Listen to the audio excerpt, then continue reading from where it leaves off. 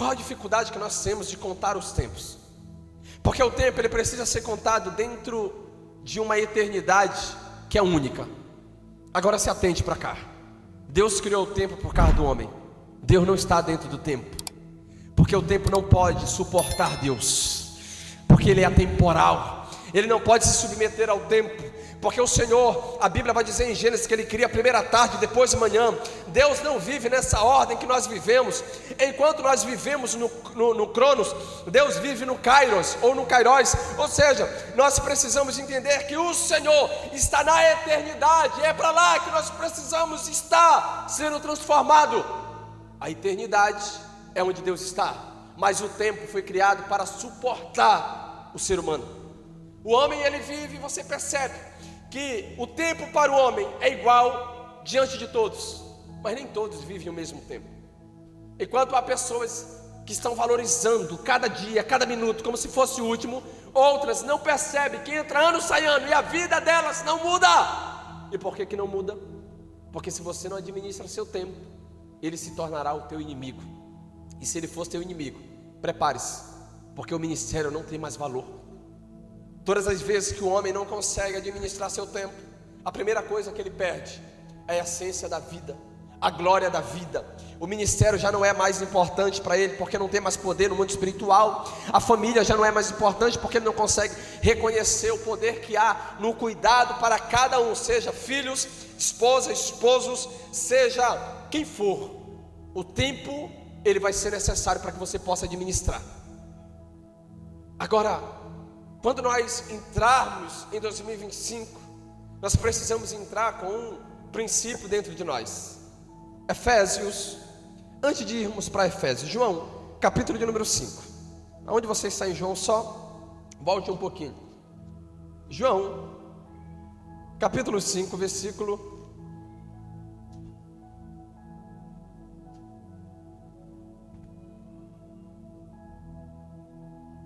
Versículo 19, João 5, versículo 19. Então lhes falou Jesus: em verdade vos digo que o Filho nada pode fazer de si mesmo, senão somente aquilo que vi fazer o Pai. Porque tudo o que este fizer, o Filho também semelhantemente o faz. Porque o Pai ama o Filho e lhe mostra tudo o que faz, e maiores obras do que essa lhes mostrará, para que vos maravilheis. O Filho só faz o que vê o Pai? Tempo. Por que nós temos dificuldade de fazer o que vemos o Pai fazer? Porque o tempo nos rouba essa oportunidade. É melhor nós colocarmos em prática aquilo que nós acreditamos ser o melhor, em vez de ver Ele fazer e assim fazermos também. Se nós estamos administrando o nosso tempo, nós começamos a entender: não dê um passo se Deus não fazer. Não faça algo se Ele não estiver fazendo. Não fale se Ele não está falando. Não conduza se Ele não estiver conduzindo. Não esteja em lugares onde o Senhor não está. Não tente andar para lugares onde o Senhor não vai contigo. Não tente fazer qualquer coisa a não ser que o Senhor esteja conduzindo você. A primeira coisa que nós precisamos entender: quem determina o horário que você acorda e o fato de você viver todos os dias? Algumas pessoas são movidas pelas suas necessidades, outras são movidas por propósito. A diferença é que a necessidade não te dá pagamento nenhum. O propósito é simplesmente você entender. Um dia Pedro, olhando para Jesus, disse: Senhor, nós largamos mão, abrimos mão de tudo por causa do Evangelho. E o Senhor disse: não há ninguém que abra mão do Evangelho por amor a mim, que não receba nessa vida 100 vezes mais. O Evangelho do Reino, ele promete a você 100 vezes mais daquilo que você abre mão por amor a Jesus. Mas as necessidades não. Toda pessoa que se move por necessidade, ela não tem recompensa. E o que seriam as necessidades? O oportunismo. Toda pessoa que se move por oportunismo, você não consegue ver ela avançar. Porque o oportunismo é: se abre uma porta, eu preciso entrar nela. E se não é uma porta de Deus? Oportunismo, necessidade. E uma porta em que o Senhor está não abrindo para você, e você entrar, tenha certeza, alguém abriu. E nós temos 3 pessoas que abrem portas na história. Primeiro, os próprios homens. Eles são capazes de abrir portas que Deus não abriu. Segundo, Satanás. E por último, e não é nessa ordem, mas em primeiro, Deus. Se Deus abre uma porta, ninguém fecha. E se Ele fecha uma porta, ninguém abre. Eu quero entrar na porta que Ele está abrindo. Eu quero entender que a porta que Ele está fechando, eu não vou tentar abrir. E eu não quero portas que Satanás esteja abrindo ou que homens estejam abrindo, porque as portas que o diabo abre é para a destruição. A porta que o homem abre é para a destruição, mas a porta que Deus abre é para literalmente gerar sobre a sua vida a promessa que Ele tem feito. As portas de Deus são diferentes, porque as portas de Cristo nem sempre são como nós enxergamos. Quantas das vezes você já foi para um lugar que você não gostaria, mas foi? Por quê? Porque Deus estava conduzindo você. E chegou lá, você sofreu, passou por dificuldades, dores, palavras, foi abandonado, foi traído. As pessoas viraram as costas para você, mas Deus era contigo.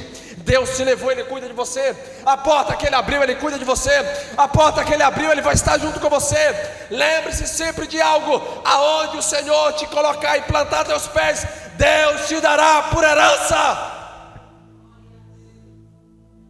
Agora, as portas de necessidade, elas fazem com que nós venhamos olhar para a oportunidade. E às vezes nós queremos essas portas, porque elas são mais acessíveis, elas não exigem muito de nós. As portas por necessidade, elas se abrem mais fáceis. As portas por necessidade, elas... Queridos, quantas portas de emprego pessoas receberam e elas perderam o casamento? Quantas portas de oportunidades de emprego, de cidade, de lugares foi aberto e não foi Deus, e essas pessoas perderam o primeiro amor?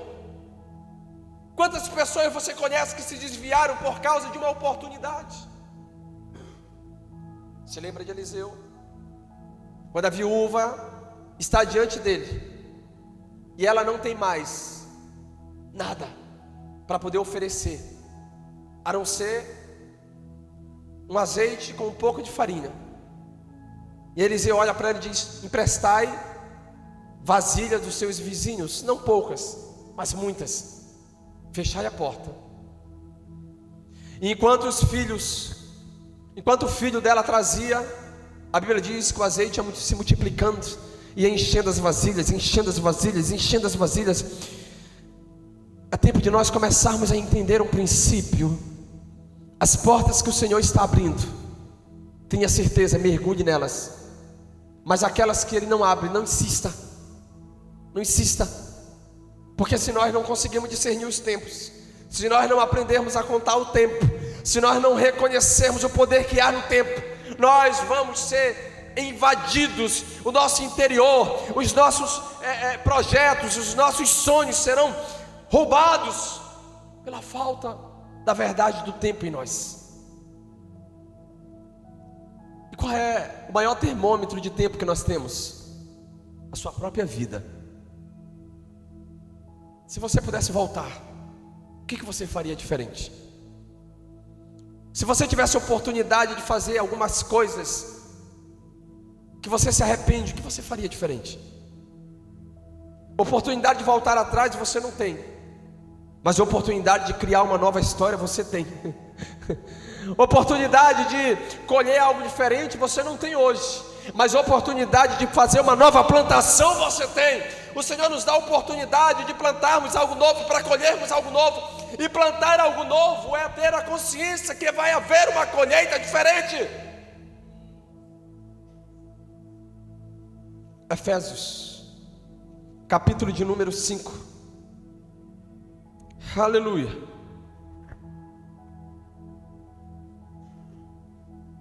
Tem alguém com glória aí? Diga a glória a Deus.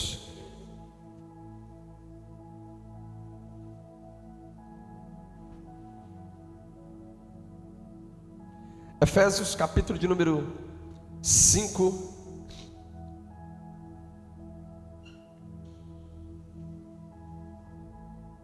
Versículo 15 diz assim: aleluia.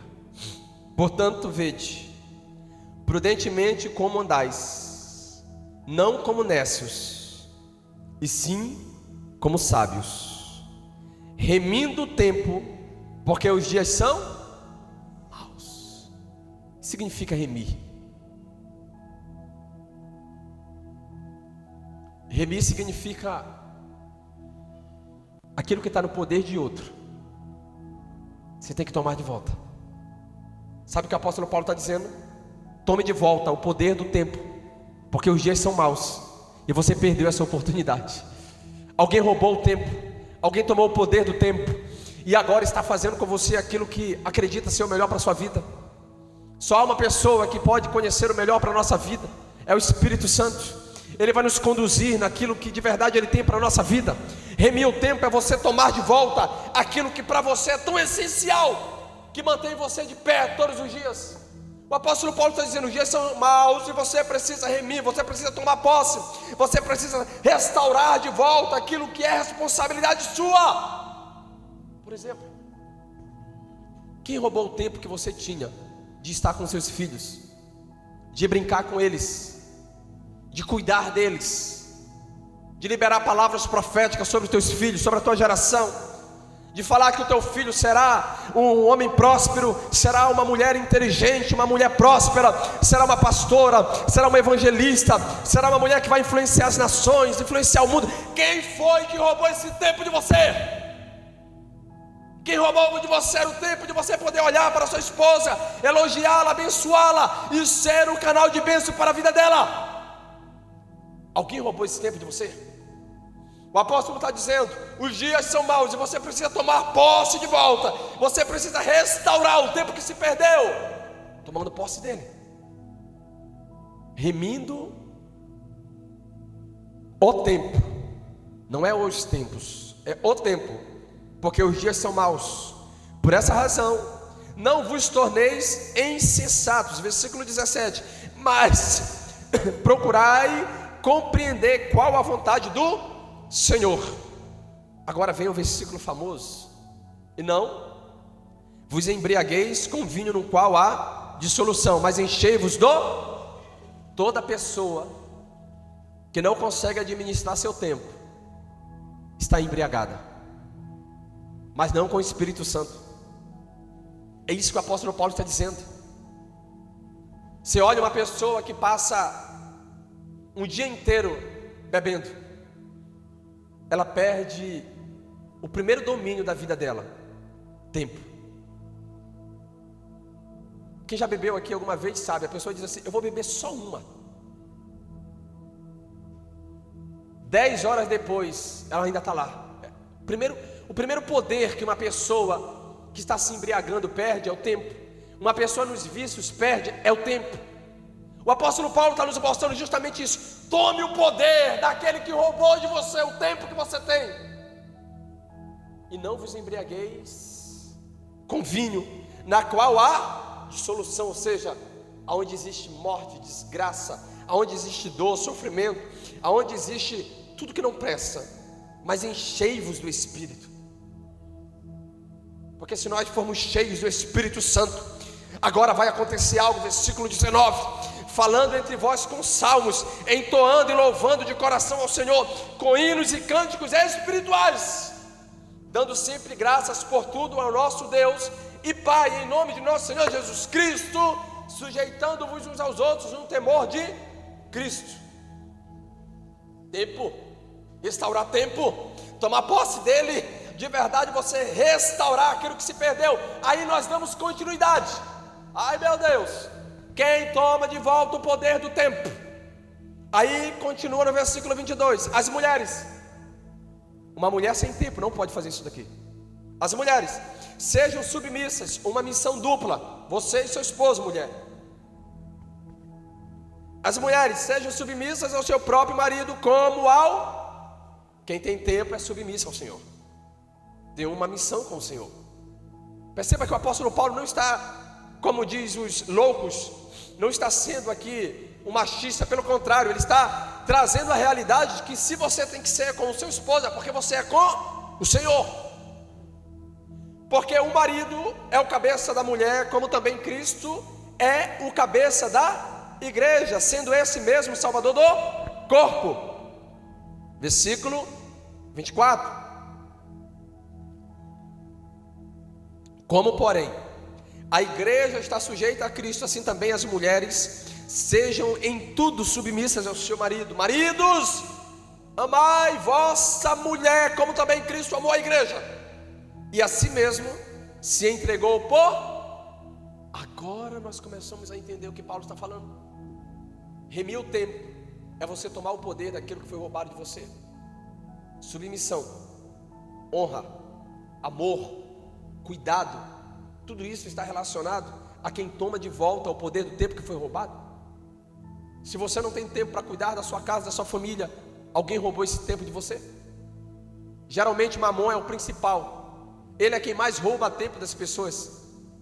Satanás rouba tempo das pessoas. Os empresários roubam o tempo das pessoas. O empresário não paga pelo teu serviço, ele paga pelo seu tempo.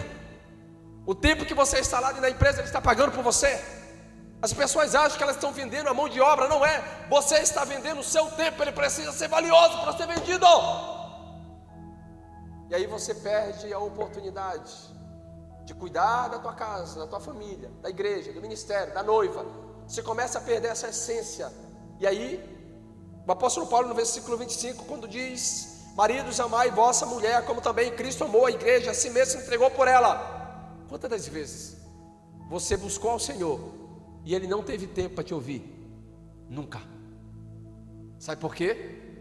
Porque o Senhor não está dentro do tempo, Ele está na eternidade. E a eternidade é muito perigosa e nós não podemos ir para ela enquanto não formos transformados. Sabe por quê?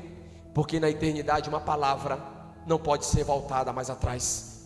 Na eternidade uma palavra, uma enfermidade, uma doença, tudo isso na eternidade não se volta atrás. E qual a diferença do tempo à eternidade? É que o tempo você administra, a eternidade você se submete. O tempo você consegue fazer plantações, na eternidade você não consegue plantar lá. Porque tudo o que nós temos é essa barreira entre o tempo e a eternidade. O que você planta aqui, nesse tempo onde nós estamos inseridos, determinará como será a eternidade para você. A eternidade para muitos. E eu não entendo porque que as pessoas não falam tanto sobre a eternidade, sendo que é lá que passaremos o restante da nossa vida. Só que, queridos, eternidade não é algo que serve para os céus. Eternidade serve para os céus, mas também serve para o inferno. Porque a eternidade daqueles que viverão para sempre com o Senhor, também há homens e mulheres que viverão a eternidade no inferno.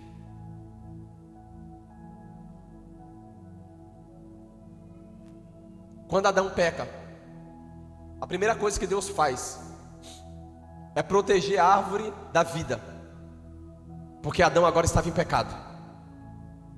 Adão agora tinha as marcas do pecado sobre ele. E quando Deus coloca aquele anjo para poder guardar a árvore da vida e uma espada flamejante, era porque se Adão tomasse da árvore da vida, a palavra do Senhor nos diz que ele se tornaria como Deus, e agora ele entraria na eternidade. E se Adão entra na eternidade em pecado, ele não poderia mais voltar atrás. A eternidade seria contaminada. A eternidade não pode ser contaminada. O pecado não entra na eternidade. O surdo não entra na eternidade. O mudo não entra na eternidade. O cego não entra na eternidade. O paralítico não entra na eternidade. O leproso não entra na eternidade, porque você está no tempo. Mas quando você, quando você pisa na eternidade, seu corpo é restaurado, o cego passa a enxergar, o surdo passa a ouvir, o leproso é purificado, aquele que está em pecado é restaurado. Na eternidade você é restaurado de tudo. Todas as vezes que existem curas na igreja, nós estamos experimentando a eternidade. Quando você vê uma palavra profética ser liberada, uma palavra de sabedoria ou de conhecimento liberada sobre a vida de uma pessoa, se está experimentando a eternidade. Porque na eternidade não existe dor, sofrimento, não existe mácula, não existe ruga, não existe nada daquilo que nós experimentamos no tempo. Na eternidade não existe.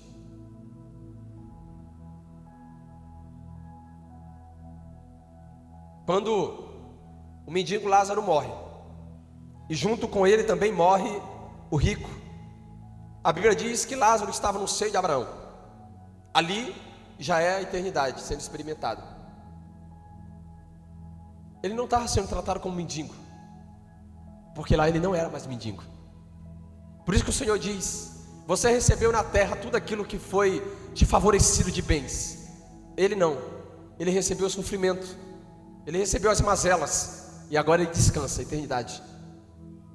Na eternidade não vai haver dor, lágrimas, choro, nada disso. Efésios nos mostrando a respeito de tempo, e continua dizendo, versículo 26: para que santificasse, tendo-a purificado por meio da lavagem de água pela palavra, para apresentar, versículo 27, para apresentar a si mesmo igreja gloriosa, sem mácula, oh meu Deus, nem ruga, nem coisa semelhante, porém santa e sem defeito, eternidade. Assim também os maridos devem amar a sua mulher como ao próprio corpo. Quem ama a esposa a si mesmo, eu não entendo por que o homem tem coragem de bater na própria esposa. Segundo o apóstolo Paulo, quem ama a sua esposa está amando o seu próprio corpo, porque ninguém jamais odiou a própria carne, antes a alimenta e dela cuida, como também Cristo faz com a igreja, porque somos membros do seu corpo. E eis porque deixará o homem a seu pai e a sua mãe, se unirá a sua mulher, e se tornarão os dois uma só. Grande é esse mistério, mas eu me refiro a Cristo e à igreja. Não obstante, vós, cada um de pé, se também ame a própria esposa como a si mesmo, e a esposa respeite ao... E continua, capítulo 6 em diante, está falando sobre os filhos, depois começa a falar sobre a armadura de Deus. Tudo isso está relacionado a tempo e eternidade. Agora, o que nós precisamos entender? Salmo 90. Salmo 90, versículo 12. Aleluia. Tem aleluia aí na igreja? Versículo 12. Salmo 90, verso 12. Ensina-nos a contar os nossos dias, para que alcancemos coração. Aonde falta um coração sábio, não se sabe contar os dias. E como eu aprendo a contar os dias? Simples. Todo dia sem Deus, esquece. Esse dia não é contado, ele foi perdido. Todo dia sem Deus, ele não pode ser contado, porque o dia, ele só tem o sentido verdadeiro se ele está inserido em Deus. Você já viu aquela pessoa que ela não se percebe o quanto que passou rápido? 1 mês, 2 meses, 3 meses. E aí você se pergunta, mas é porque as coisas estão modernas demais, a tecnologia não é? É porque os homens começaram a perder a essência do que é verdadeiro e valioso para eles. Nós valorizamos tanta coisa. Eu vou te dar um conselho: ame ao Senhor acima de tudo. Mas no dia em que o teu ministério começar a te roubar de ter tempo com Deus, abandone seu ministério. É pesado falar isso, mas o que tem de pessoas que honram mais o ministério do que Deus, perderam Deus. Porque se você ama mais o seu ministério, você não entende de onde ele veio. O seu ministério jamais será mais importante do que Deus. Porque um homem pode ter ministério, mas sem Deus ele já não tem mais valor nenhum nos céus. Mas um homem que ele entende que o ministério dele não é mais importante do que o seu relacionamento, ele valoriza o relacionamento com Deus. E quem valoriza relacionamento, cultiva aquilo que só o relacionamento pode gerar. O que é que faz um casamento duradouro? Respeito, amor, cuidado, carinho, atenção, honra. Tudo isso faz parte de um relacionamento duradouro. Mas por que com Deus esse relacionamento não tem que ser da mesma forma? Por que com Ele nós não cuidamos desse relacionamento, em estar com Ele, em andarmos com Ele, segundo a vontade dEle, segundo o que Ele tem para a nossa vida? Para com o Senhor nós precisamos agir dessa mesma maneira, porque senão, quando nós nos atentarmos para entender, nós vamos perder aquilo que há de mais importante na nossa vida. Versículo 13: volta-te, Senhor, até quando? Tem compaixão dos teus servos, sacia-nos de manhã com a tua benignidade, para que cantemos de júbilo e nos alegremos todos os dias. Alegra-nos por tantos dias, quanto nos tem afligido por tantos anos, quantos suportamos a adversidade. Salmo 39, versículo 5.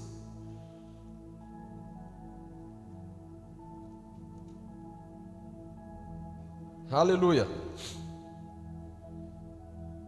Desde os meus dias, o cumprimento de alguns palmos à tua presença, o prazo da minha vida é nada. Na verdade, todo homem, por mais firme que esteja, é pura vaidade.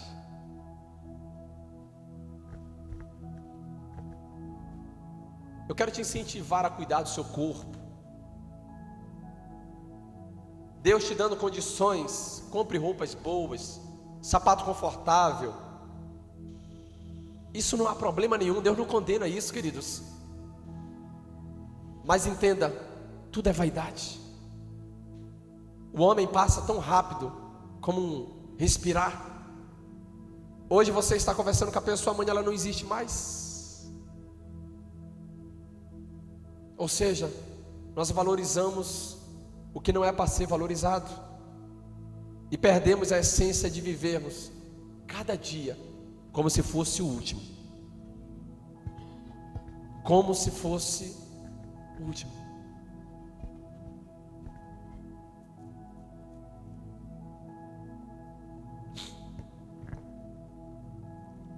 Quando eu descobri que você pode alongar o seu dia com Deus, eu descobri um princípio muito poderoso, que você pode muito bem trabalhar durante todo o seu dia, mas à noite você pode estar com o Senhor. Você pode gastar mais tempo estando com Ele, porque vai chegar um momento que sentiremos saudade disso. Chegará um momento que nós sentiremos saudade do que é estar conversando com o Senhor e não teremos mais. Chegará um tempo em que você não terá as mesmas oportunidades que tem hoje. Quantos gostariam de ter a oportunidade que você tem, de andar com uma Bíblia debaixo do braço, dizendo que vai adorar o Senhor e vai para a igreja, ou que você ora em voz alta e ninguém vem te incomodar? Quantos países, homens e mulheres, estão vivendo em lugares onde eles têm que se reunir escondidos, porque eles não podem se declarar cristãos? Aí eu aprendi. Eu sei a limitação do meu corpo, mas eu aprendi a estender a madrugada junto com o Senhor, buscando aprender, buscando ser envolvido, buscando ter experiência, buscando cultivar aquilo que um dia foi confiado sobre a minha vida. A grande questão e o grande problema da nossa geração é que as pessoas são incentivadas a buscar, mas não são incentivadas a cuidar. Casamento se destrói quando não se cuida, ministério se perde quando não se cuida. Aí as pessoas buscam o Senhor, e aí depois que recebe, aí pronto, agora elas descansam. Lembre-se sempre de uma coisa: se você recebeu uma unção, se você recebeu um dom, um ministério, um propósito, um chamado, agora você vai ter que gastar e investir tempo para poder cuidar do que você recebeu. A primeira coisa que Eliseu faz ao receber a porção dobrada de Elias é chegar diante do rio Jordão, pegar a capa de Elias e dizer: o cadeiro Deus de Elias, e bater com ela no rio. Ele estava cuidando daquilo que ele recebeu. As pessoas recebem algo de Deus e elas começam agora a negligenciar o que receberam. elas não cuidam mais, elas não honram mais, elas não valorizam mais aquilo que receberam. Queridos, se você hoje ora 10 horas, presta atenção, não. Se você ora hoje 10 minutos, antes de receber algo de Deus, depois de receber, você vai ter que orar no mínimo 1 hora, para você cuidar daquilo que você recebeu. Porque tem pessoas que antes de receber, ora durante horas e horas, depois que recebe, agora já não ora mais. Você começa a perder o que você recebeu, porque você não está cuidando. E quem se torna o nosso maior inimigo? O tempo. O tempo se torna o nosso maior inimigo. E por que ele é bênção e maldição ao mesmo tempo? Porque se você cuida e administra, ele é bênção. Se você não cuida, ele se torna uma maldição para mim e para a sua vida. E nós precisamos abraçar de verdade a oportunidade que nós temos em vida. E para encerrar, você conhece alguém que já partiu? Você nunca parou para pensar que essa pessoa não teve a oportunidade que você tem? Ela não teve a mesma oportunidade que você tem. Você pode andar, pode correr, pode adorar, pode glorificar a Deus, pode ganhar almas, pregar o Evangelho. Você pode de verdade se entregar a Deus. Essas pessoas não têm mais oportunidades. E agora o que fazer? Não há mais nada.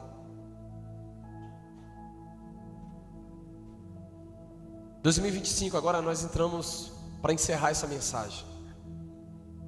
Eu não quero que você se assuste, mas nós vamos entrar num tempo de muitas dificuldades. Esses dias eu vi uma, sei lá como é o nome que chama, uma mulher aí que vira carta. Essas aí mesmo. Falou tudo o contrário. Nós vamos viver um tempo muito bom. É um tempo de muita bênção financeira e não sei o que, porque está regendo Júpiter, está regendo não sei quem mais. Esses tronos malignos, queridos, tudo mentira do diabo. Nós vamos viver um tempo de dificuldades. 2025 será um tempo de desafios. Será um tempo onde homens e mulheres terão que se posicionar. Será um tempo onde você vai ver escândalos em cima de escândalos.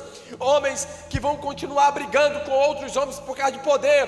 Pessoas que farão tudo para estar em cima do púlpito. Igrejas que vão fechar. Homens que vão perder a própria vida. Homens que vão ser lançados para fora. Porque Deus vai vomitar eles. Por quê? Porque 2025 é um tempo profético. E entrar num tempo profético é você entender algo. Só existe 2 caminhos no profético. Ou você anda, ou você fica parado. E o que tem de pessoas que já estão paradas, você não tem noção. Quem ora, ore mais ainda. Você que tem a prática do jejum, jejue mais. Você que lê a Bíblia, leia mais ainda. Você que anseia encontrar o Senhor, deseja isso mais ainda. E aí nós vamos começar a perceber que Deus vai começar a levantar uma geração diferente. Uma geração de grandes homens, mulheres avivalistas que não se vendem, que não estão desejando agradar pessoas. Queridos, não deixe o seu coração tentar agradar pessoas. Porque se você começar a querer agradar todas as pessoas, você vai perder o princípio de agradar aquele que vale a pena.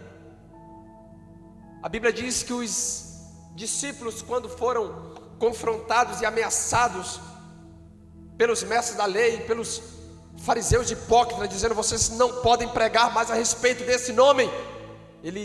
A Bíblia diz que eles saíram de lá alegres, porque agora eles estavam sendo afrontados e confrontados a não pregar mais. E eles disseram: o que mais vale, obedecer a homens ou a Deus? O tempo da desonra vai ter que acabar. Você sabe por que nós estamos passando por esse processo de líderes com igrejas? Ontem eu estava falando na nossa reunião online. Quando você vê uma igreja partindo no meio, quando você vê uma igreja se levantando pessoas contra aquele líder, alguma coisa errada tem. Porque toda igreja debaixo de bênção, pode ter certeza de uma coisa: toda pessoa que tentar se levantar contra a obra do Senhor, Deus vai podar, porque ela não tem fruto. Quem é gerado debaixo de rebelião gera traidores.